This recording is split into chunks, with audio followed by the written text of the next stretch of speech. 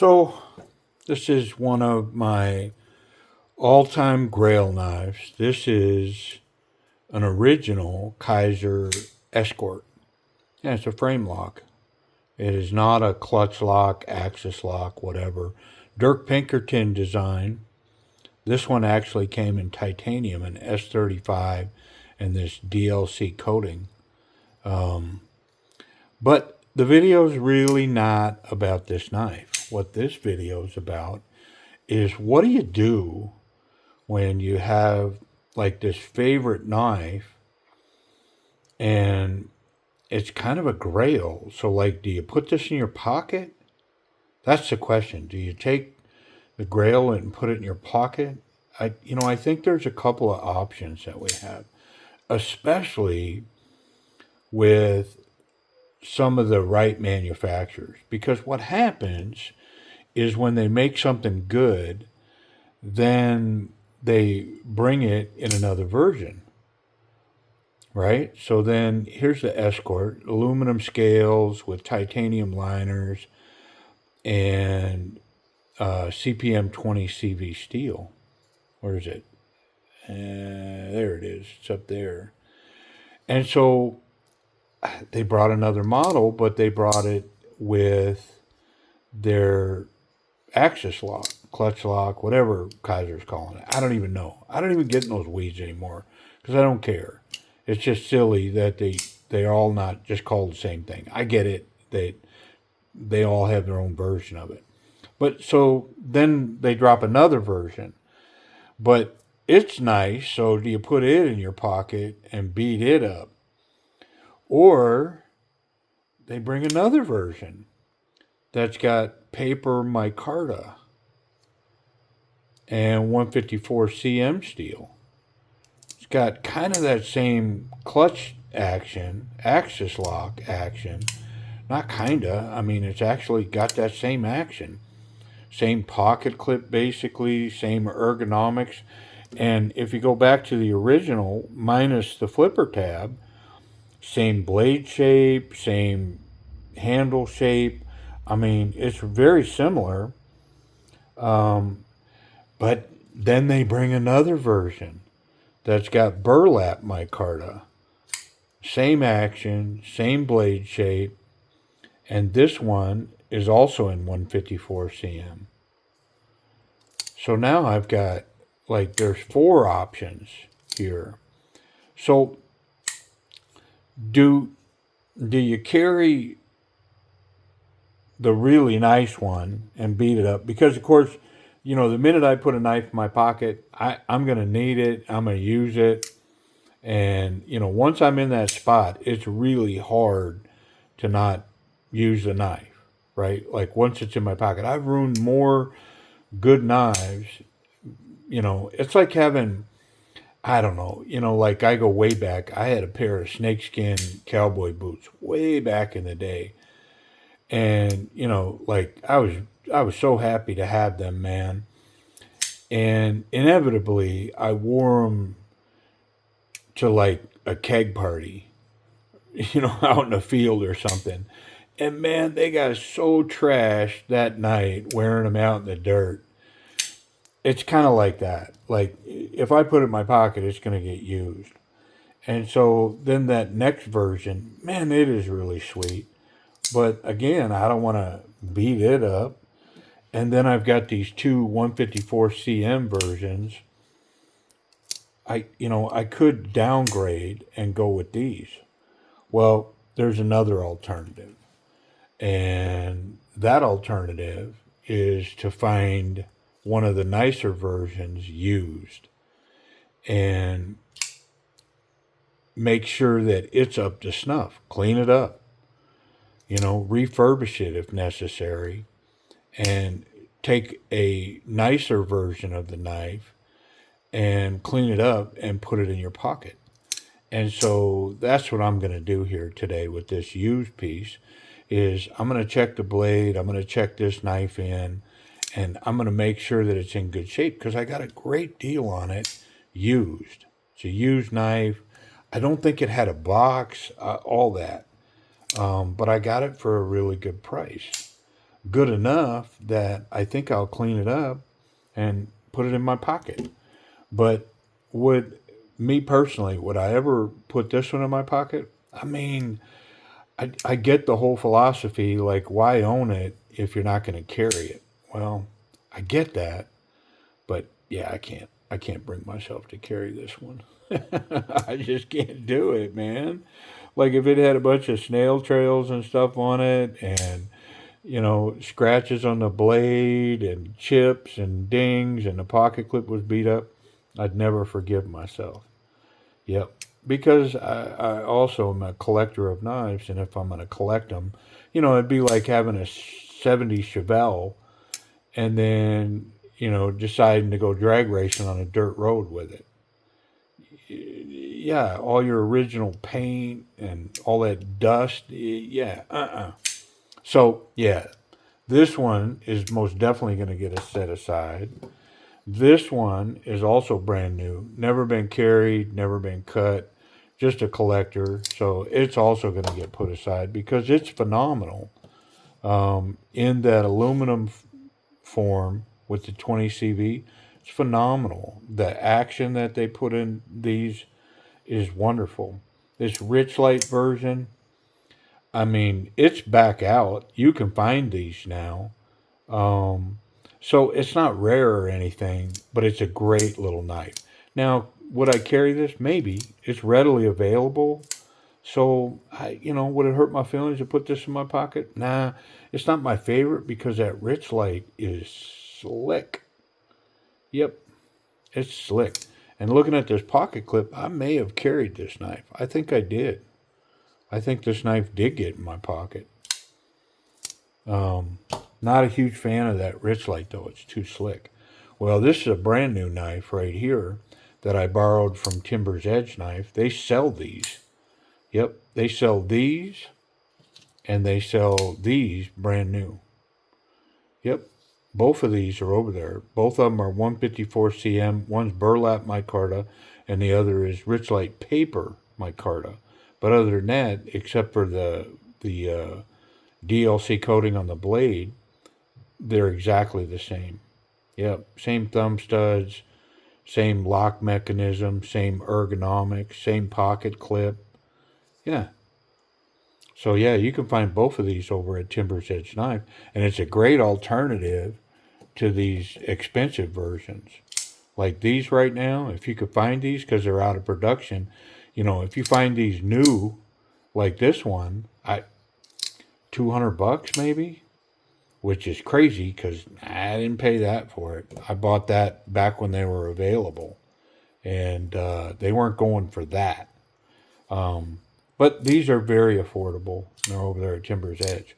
So, anyways, what I decided to do was I looked for a used one, and I just kept looking, and I finally come across this one that looks to be in pretty darn good shape, but it's used. Yeah. So let's check it in. All that to say, let's check this one in because I want to make a pocket knife out of it. I want to put it in my pocket. I want to use it. So we're going to open her up and see what's up. A little bit of Loctite going on there. And then got some T6s in the pocket clip that got to come out before I can get to this back screw. And once I have that pocket clip off, I'm going to try to put a little tension on it. I believe it's titanium, and it's that springy kind, so it's really hard to manipulate. But we're going to try. Try to beef it up, make it really stout. And then I've got another T8 back here. And I should be able to pull the scale now. Yep. And it's got adjustable springs. It's a little crusty in here, but not much. And it's on the tightest setting, but the action on it is phenomenal. It's locked up just as tight as can be. But it's on the tightest action setting. You can't make that action any tighter. All I could do is make it loose or looser. So I'm going to pull this side. Because Kaiser makes these adjustable springs, they also make it so that you can pull these scales on both sides without disassembling the whole knife. Yep. Skeletonized liners, and they're steel. I think I said earlier that they're titanium, but steel liners with aluminum scales. And this side matches the other side. They're both set on the lightest setting. And so, I mean, honestly, it's pretty awful nice in here. I don't really see anything. Maybe there's a little dust here. I mean, I think I'm going to pull that. Let's go ahead and pull it. Yeah, the springs are sprung perfectly, even though they're on the tightest setting. Like I don't think I could make them any. I definitely couldn't make them any lighter. Yep.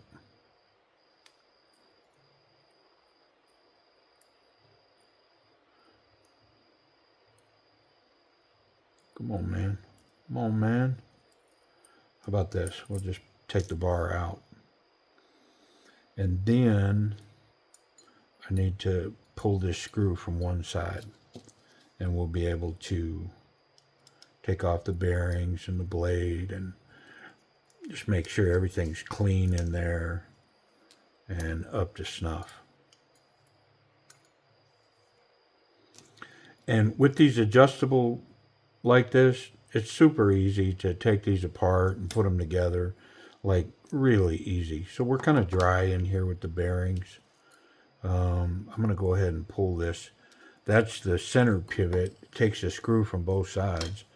So I'm going to go ahead and wipe it down. I want to put that pivot in the bottom when we reassemble. All right. Yeah, let's give it a toweling. And I may try to tighten those springs. I mean, it really was running well. It kind of ends up being, why mess with something that ain't broke? It's running so good, like why do I got to mess with it? And it's because it's on the very end setting, the strongest setting. There's no more setting. I can't make it any stronger. And so it kind of seems to me like it's reached the end of its adjustment. And so if I spread the spring a little bit, I would be able to have some adjustment in it. Oh, trying to pick that washer up, that bearing.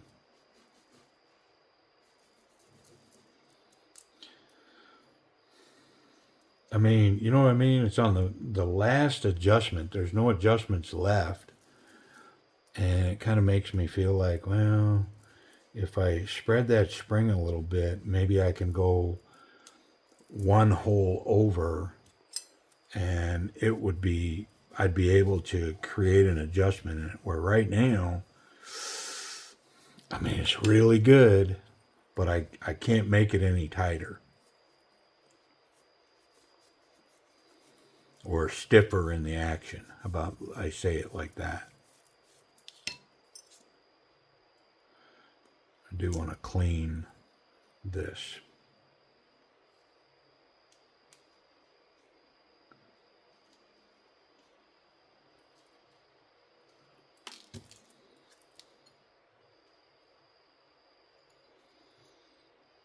Yeah, it looks wonderful. What a good looking blade, man. That stone washed kind of semi-satin. Wonderful. Yeah, I'm going to spread this just slightly. Don't break it, you goof. Let me match it up to the other one now and make sure that they match. Yeah, so this one's I gotta spread this one a little bit too.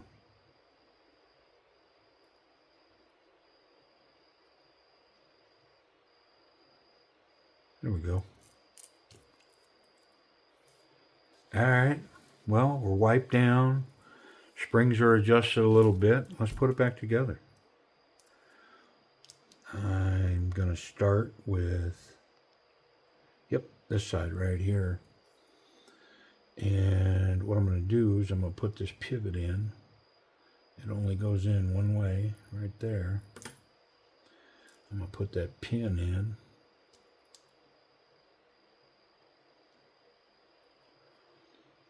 Actually, I don't think I'm going to do that. I think what I'm going to do is I'm going to put my bar in, and I'm going to set my pin, my spring. It's this one right here.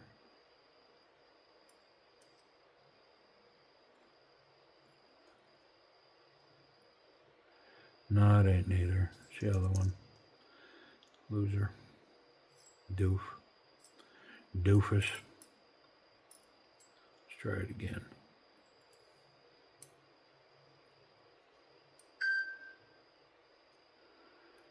Okay.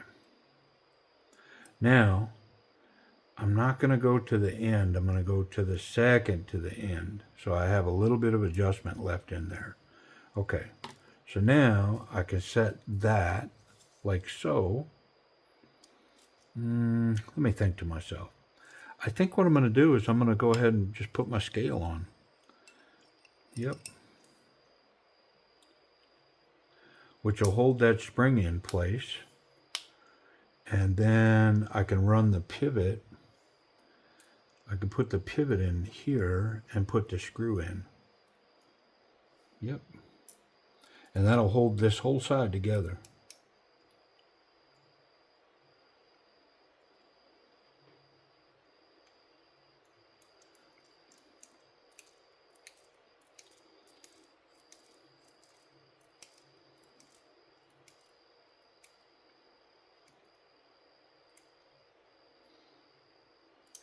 There it is.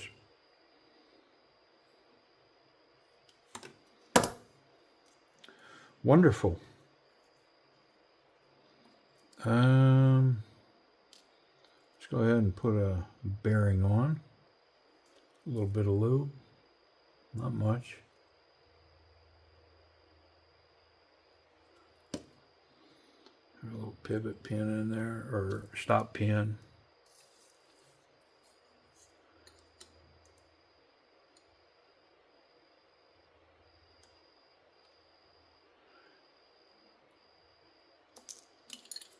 Let me pull that down. There we go. And a bearing. Lube.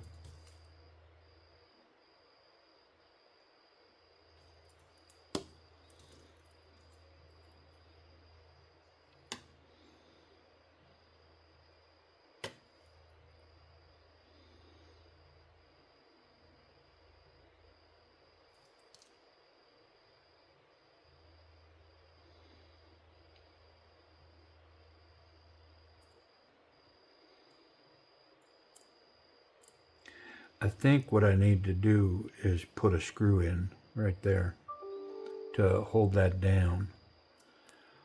Now, which screw is it? There's a shorty. There's two long ones right there. So the short one, let's see. The short one, the two long ones. The short one's going to go there on the inside of the scale. Okay. So these two long ones go out here. Let's go ahead and put this one in. And just put that on lockdown. Well, I don't have to worry about that no more. Got a little barrel spacer coming out of there.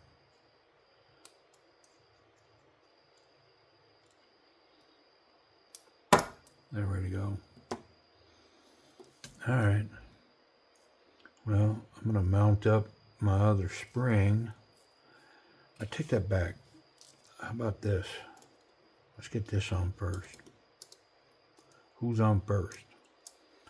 I think I'm going to rock this out of my way a little bit, like so.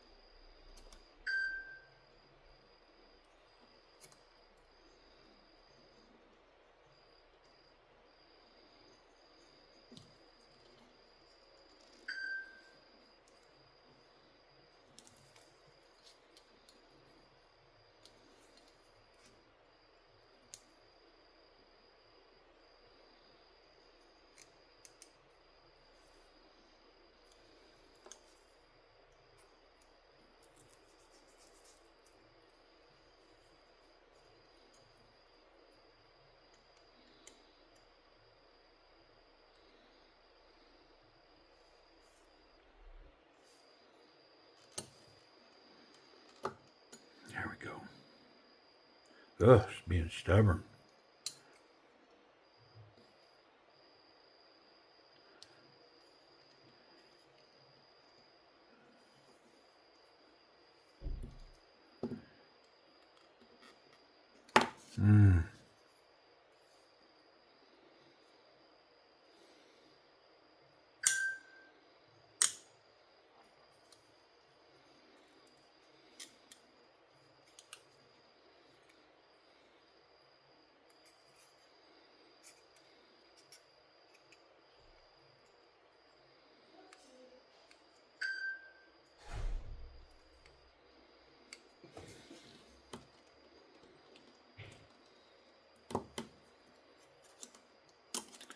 Let me, does this pin go through there?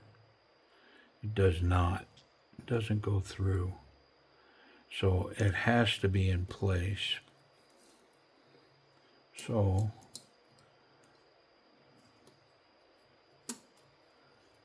there we go. I just come at it from the other side. It seems to want to be a lot better version of itself down here.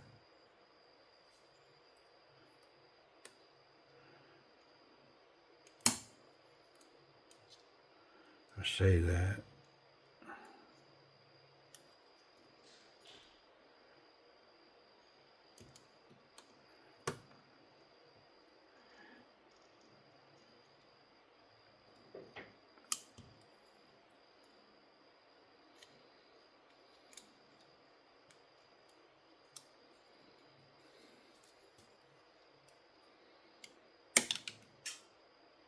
Oh, I heard that fly.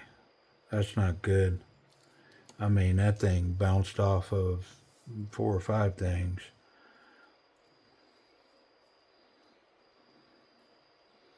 I'm not sure why I'm doing this, because without that stop pin in place, this is meaningless. Yep, I gotta find my stop pin now.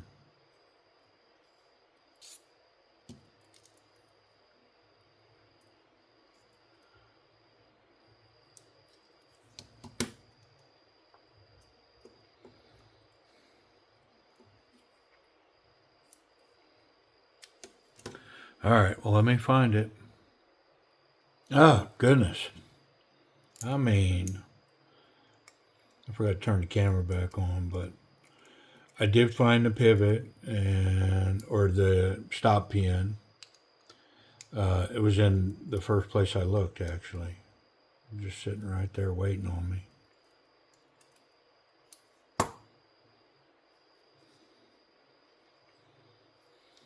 And was able to get that all back together. Just took a little patience. Boy, it's so much easier if they make those stop pins so they'll slide down in there. Let's check that action. So if you remember, I tightened that spring slightly. Yeah, it's got a little bit of rock in there. Not there. There it is, right there. Yep.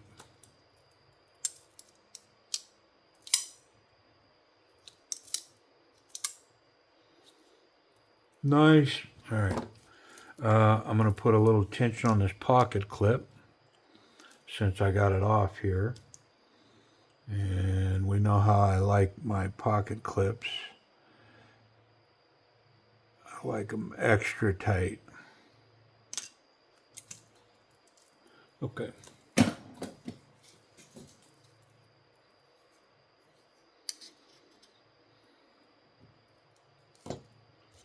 These screws look to be the same size, so I'm not going to worry about which one goes where. I am going to put the back one in first, though. Have it pull that front down a little bit.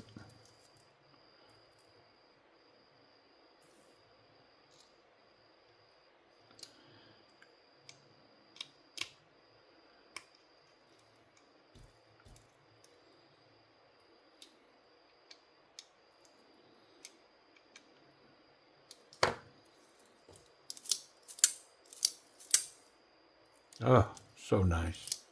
So nice. Spidey flick. Thumb flick. Yeah, come on. Come on with it. Can't quite get that fuller. Yep. But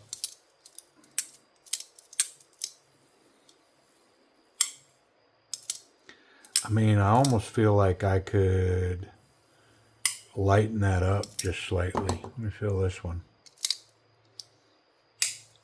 Yeah, this one's definitely lighter. Locks up, solid as a rock. This one's tight.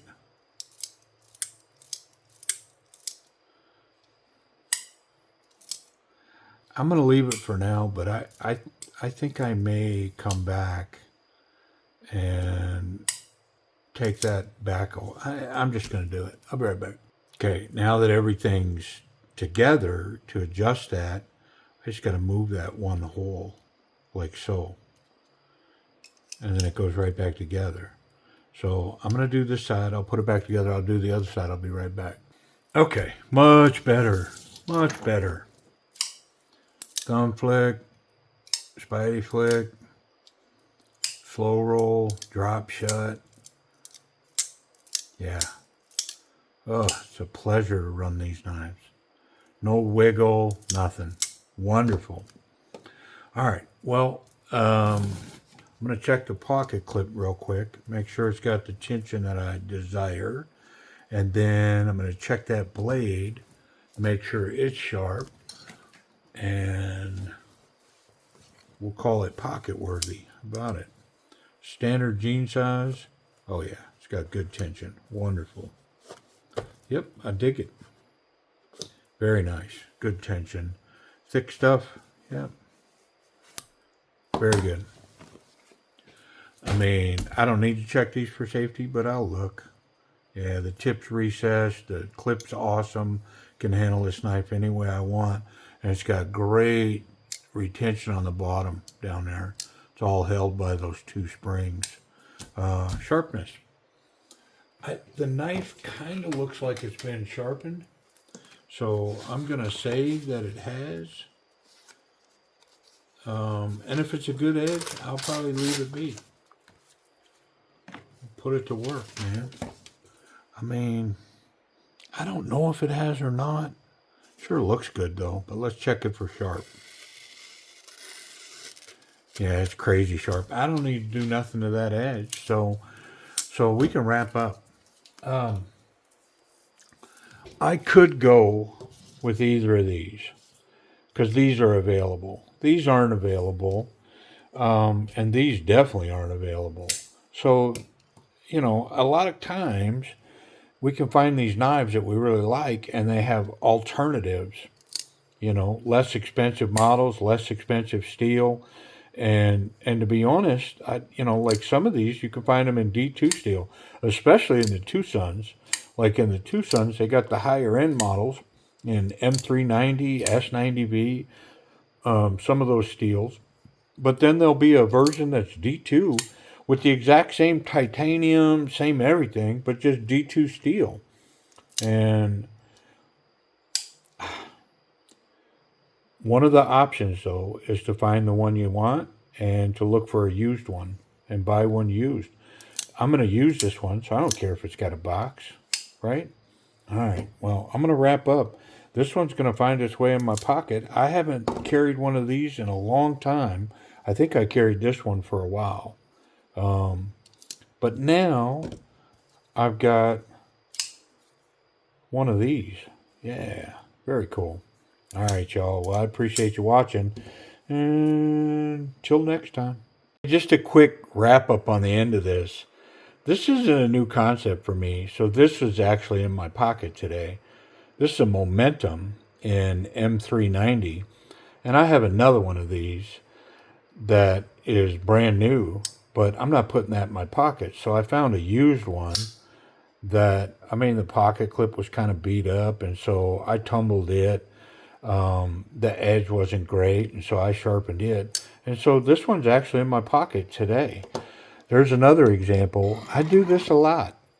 I like knives that I can collect a really nice one and then I can carry one that's the same knife, but I don't have to burn up a $200 or $300 or $150 knife. And this is another example. So this is my pocket play around escort in stainless, but I also have the fat carbon version with the S90V. And of course, yeah, that one's not in my pocket. Now, listen, I know there's a lot of people watching that buy the S90V and the fat carbon, it goes right in their pocket. I, yeah, man, I ain't got that kind of money. If I spend $150 on a knife, the last thing I want to do is stick it in my pocket and beat it up. So I gravitate towards knives that I start with the cheap version, the inexpensive version. If I really like it, I may collect the really nice version, hence the momentum. And then if I can find a used one that's that's beat a little bit, I mean it's why I got into tumbling, it's why I got into blasting, it's why I got into sharpening, because I can find some of these knives that are used that are really nice and I can clean them up, put them in my pocket, carry them around. Yeah. All right. Well, so now I'm wrapped up. Adios.